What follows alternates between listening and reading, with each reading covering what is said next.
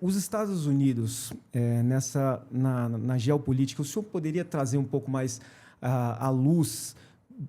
Os Estados Unidos ele realmente é esse dominante todo, sempre foi esse país que, de fato, é o xerife do mundo. Como é que isso aí foi na história para a galera que está nos assistindo agora? Ele sempre foi, de fato, o xerifão, mandou em tudo, sempre muito poderoso. Dá uma pincelada aí de quem é os Estados Unidos na história da humanidade.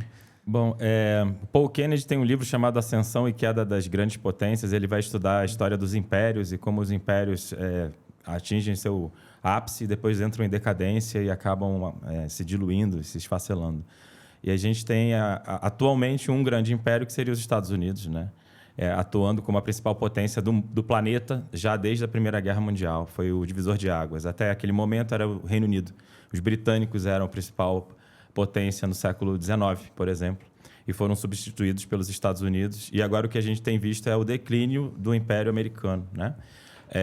O Paul Kennedy, no seu livro, ele fala que todo grande império ele começa a se expandir de tal maneira que fica muito dispendioso e muito caro manter a estrutura, manter as tropas, manter o tamanho. E aí essa é uma das razões que vai levar, então, o império ao seu declínio, né? O tamanho e a dimensão é muito grande que vai ser um dos elementos que vai estar por trás. Então, os Estados Unidos eles são a principal potência do planeta a partir do pouco mais de 100 anos, né? E a gente vai ter os seus valores, a gente vai ter a economia, o seu idioma, a sua visão de mundo sendo, então, expandida para todo o planeta, para todos os 194 países, né, que existem hoje no globo. Né? São 193 da ONU, mas Taiwan e Vaticano são 195, então, estados soberanos. Estados Unidos é o principal, mais poderoso, né? Eu cheguei a ver bastante, isso já por outras vertentes.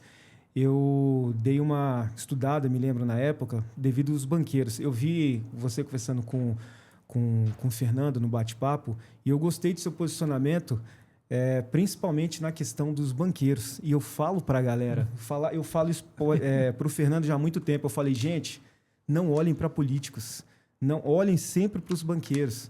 Né? O Trump não acordou, vou atacar, e os banqueiros foram pegos de surpresa. Jamais. Quem manda no mundo.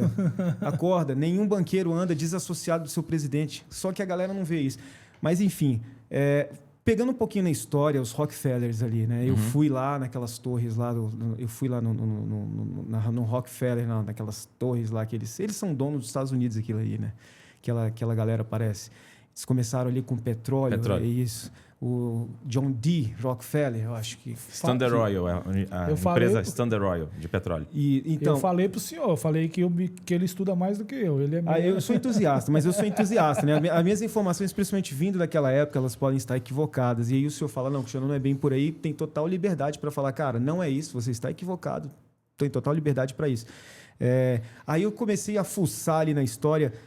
Como é que foi o desenrolar para o pessoal que está nos ouvindo? Hoje em dia, os Rockefellers, eles são banqueiros, uma família de banqueiros, que eles não começaram como tal, eles começaram como petróleo. O senhor pode dar uma pincelada desde a escalada? Se o senhor também está...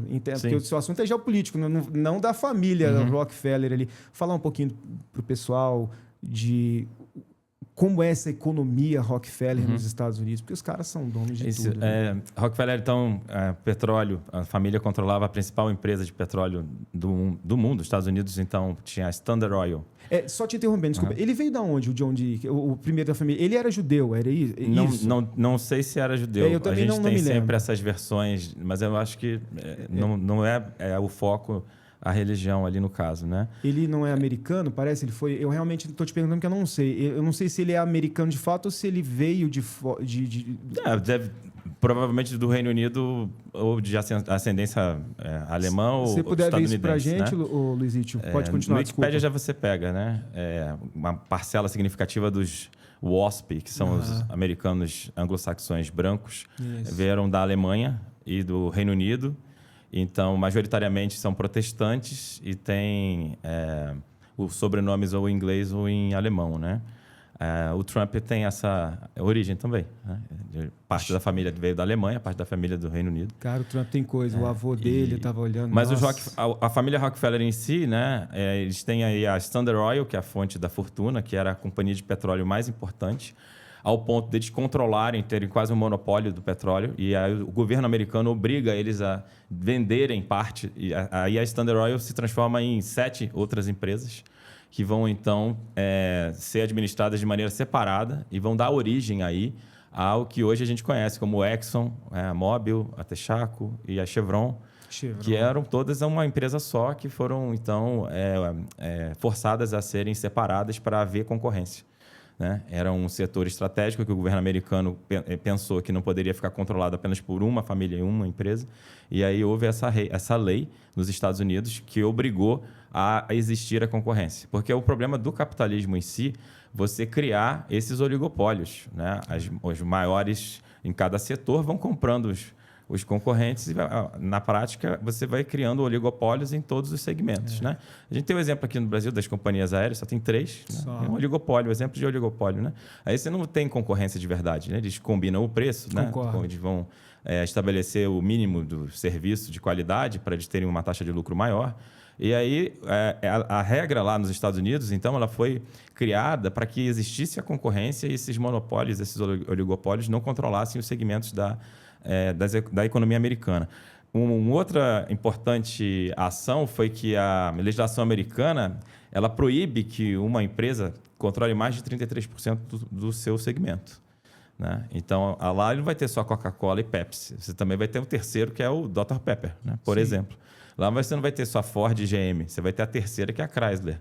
Então, isso não é feito por conta de uma regra de mercado, não. Isso foi uma imposição política. Foi uma lei que fez com que a concorrência fosse possível nos Estados Unidos em todos os segmentos. No Brasil, a gente não tem essa lei. A gente tem a Ambev, que controla chegou a ser mais de 70% do mercado de cerveja já. Uma empresa só. Que absurdo. Né? Comprando todas as marcas pequenas dos estados, né? Uniu inicialmente a Brahma com a Antártica. E lá nos Estados Unidos, a Ambev não existiria, porque ela teria que vender várias das suas marcas para ter menos de 33% do mercado.